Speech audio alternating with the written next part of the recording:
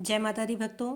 सनातन धर्म में कई तरह के धार्मिक अनुष्ठानों के बारे में बताया गया है, जिसमें हवन और यज्ञ के विशेष महत्व के बारे में बताया गया है।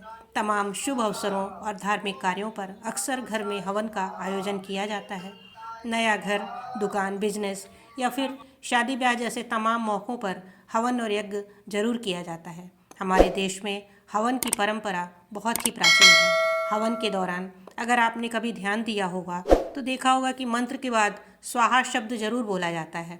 इसके बाद ही आहुति दी जाती है। लेकिन क्या आपको पता है कि आखिर प्रत्येक आहुति पर स्वाहा शब्द क्यों बोला जाता है और इसे बोलना क्यों जरूरी माना जाता है? अगर नहीं तो आइए हम आपको इसकी जानकारी देते हैं।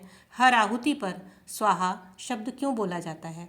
ऐसा माना जाता है कि हवन करने से जहाँ एक तरफ घर की शुद्धि होती है, वहीं मानसिक शांति भी मिलती है। यह अनुष्ठान आमतौर पर किसी पंडित के द्वारा या घर के सदस्यों के द्वारा संपन्न होता है। अक्सर आपने देखा होगा कि हवन के समय लोग अग्नि प्रज्वलित करके इसमें आहुति देते हैं।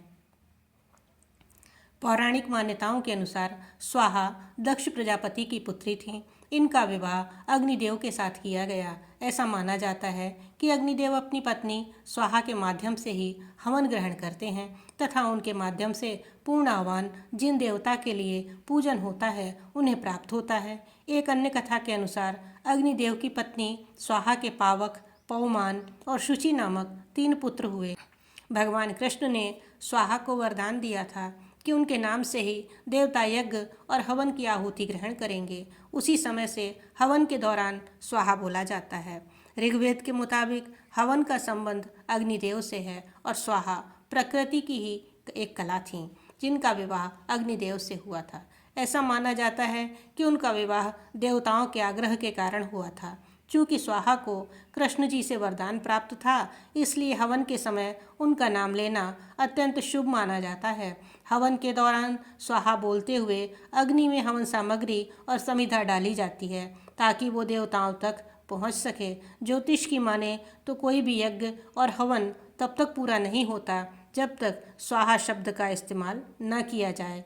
एक अन्य कथा के अनुसार एक बार देवताओं के पास अकाल पड़ गया। उनके पास खाने पीने की चीज़ों की कमी पड़ने लगी। ऐसे में ब्रह्मा जी ने उपाय निकाला कि धरती पर ब्राह्मणों द्वारा खाद्य सामग्री देवताओं तक पहुंचाई जाए। इसके लिए अग्निदेव को चुना गया, क्योंकि अग्नि में जाने के बाद कोई भी चीज़ पवित्र हो जाती है। लेकिन अग्निदेव के पास उस समय भस्म करने की क्षमता नहीं हुआ करती थी, इसलिए स्वाहा की उत्पत्ति हुई। इसके बाद जब भी कोई चीज़ अग्निदेव को समर्पित की जाती थी तो स्वाहा उसे भस्म कर देवताओं तक पहुंचा देती थी। तब से स्वाहा हमेशा अग्निदेव के साथ रहती हैं। जब भी कोई धार्मिक कार्य होता है तो स्वाहा बोलने से अर्पित की गई चीज़ को स्वाहा देवताओं तक पहुंचाती हैं।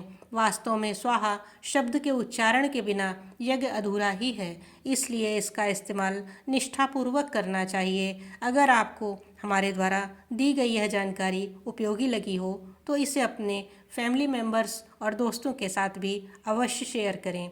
इसी के साथ लेते हैं हम आपसे विदा। मिलते हैं जल्दी ही किसी धार्मिक एवं पौराणिक कथा के अंतर्गत। शुभ दिन। जय माता दी।